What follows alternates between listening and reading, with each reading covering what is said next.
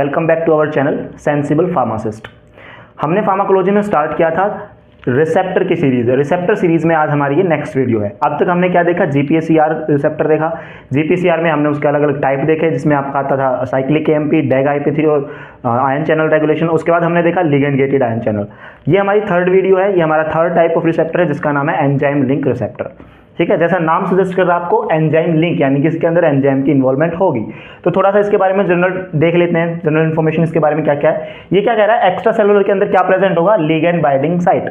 तो देखो वैसा सा स्ट्रक्चर हमारे सेलुलर का, सेल मेम्ब्रेन का। ये हमारी सेल मेम्ब्रेन है, इसके बाहर वाला स्पेस क्या होता है हमारा एक्स्ट्रा सेलुलर, और इसके अंदर वाला इंट्रासेलुलर। तो एक्स्ट्रा सेलुलर में क्या प्रेजेंट है, हमारी लिगेंड बाइंडिंग साइट, वो साइट जहां पे हमारे लिगेंड आके बाइंड होंगे। ठीक है, इंट्रासेलुलर में क्या प्रेजेंट है, ट्रांस मेम्ब्रेन हेलिकल पेप्टिडोग्लाइकन, यानी कि रिसेप्टर का वो पार्ट जो हेलिकली है पेप्टिकल ग्लाइकन से बना हुआ है। वो कैसा है, ट्रांस मेम्ब्रेन, मेम्ब्रेन को ट्रांस करके आया हुआ ट्रांस मेम्ब्रेन। ठीक है, उसके बाद है एंजाइम एट साइटोलिक साइट। अब देखो ये पूरा का पूरा हमारा क्या सेल है, इसके साइटोल में क्या प्रेजेंट है, एंजाइम्स। उस एंजाइम का क्या नाम है, enzyme at cytosolic site, that is RTK. RTK क्या होता है, receptor tyrosine kinase, receptor tyrosine kinase. तो काइनेज एंजाइम जहां भी आता है, अब आपने देखा होगा प्रीवियस जो हमारी वीडियोस थी उनमें रिसेप्टर्स की, उसमें हमने देखा था कि काइनेज क्या कराता है, काइनेज एक्टिवेशन कराता है प्रोटीन्स का। कैसे कराता है, फोस्फोराइलेशन से, फोस्फेट ग्रुप से डोनेट करता है। ठीक है, तो यहां भी कुछ वैसा ही होगा। अब देखो किसके थ्रू करेगा या किसको करेगा, टायरोसिन को करेगा।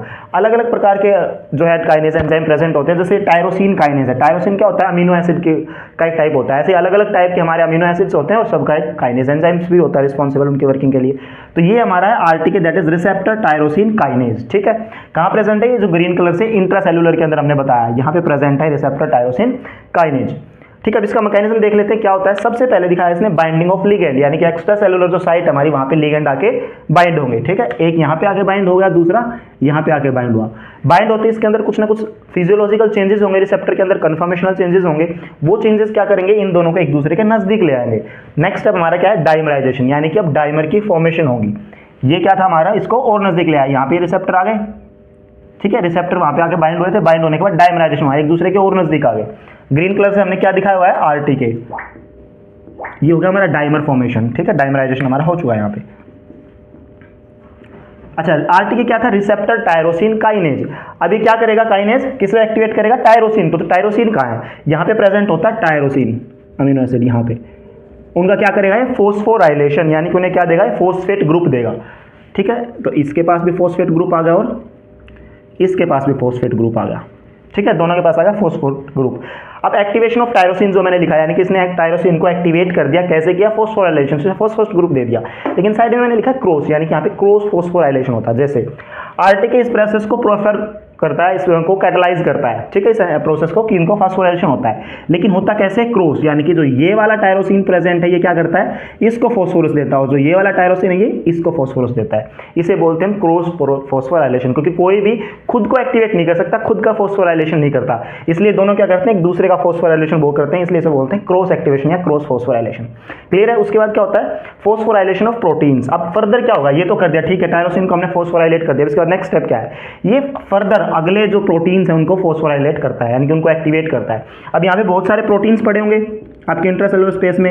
ये जो प्रोटीन पहले क्या हमारे पास इनएक्टिवेट है, उसको ये क्या करेगा, एक्टिवेट कर देगा। कैसे करेगा, ये प्रोटीन हमारा, इसके साथ ऐड कर देगा फोस्फेट ग्रुप। इसको मैं ग्रीन कलर से दिखा देता हूँ, ये फोस्फेट ग्रुप इसने ऐड कर दिया, ये हमारा प्रोटीन था।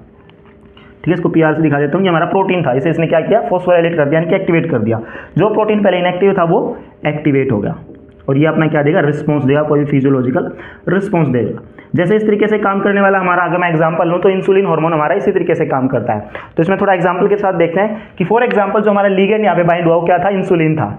ठीक है, इंसुलिन आया, ये सारी प्रोसेस हुई, डाइमराइजेशन हुआ, ये सब कुछ हुआ, तो इसने क्या किया, प्रोटीन को एक्टिवेट कर दिया। ठीक है, रिस्पॉन्स आएगा। तो कैसे, क्या रिस्पॉन्स आएगा, जैसे ये रिस्पॉन्स करता है फॉर एग्जाम्पल जीन सिग्नलिंग करेगा। ये अभी क्या सिग्नल करेगा, देखो ग्लूकोज के अंदर क्या, डायबिटीज के अंदर क्या होता है, जब हम इंसुलिन देते हैं हमारे ब्लड के अंदर ग्लूकोज का लेवल बढ़ जाता है, तो हमें उसके लेवल को ब्लड में कम करना है। अब ब्लड में कम हो रहा है तो कहीं ना कहीं जो जा रहा है वो कहाँ जाता है, वो हमारा लीवर के पास जाता है। तो हमें क्या करना है, लीवर के अंदर ग्लूकोज के अपटेक को बढ़ाना है। ग्लूकोज हमारे ब्लड से लीवर में जाएगा, जाता कैसे है, ट्रांसपोर्टर के थ्रू जाता है, और वो ट्रांसपोर्टर कौन सा होता है, GLUT, that is glucose transporter.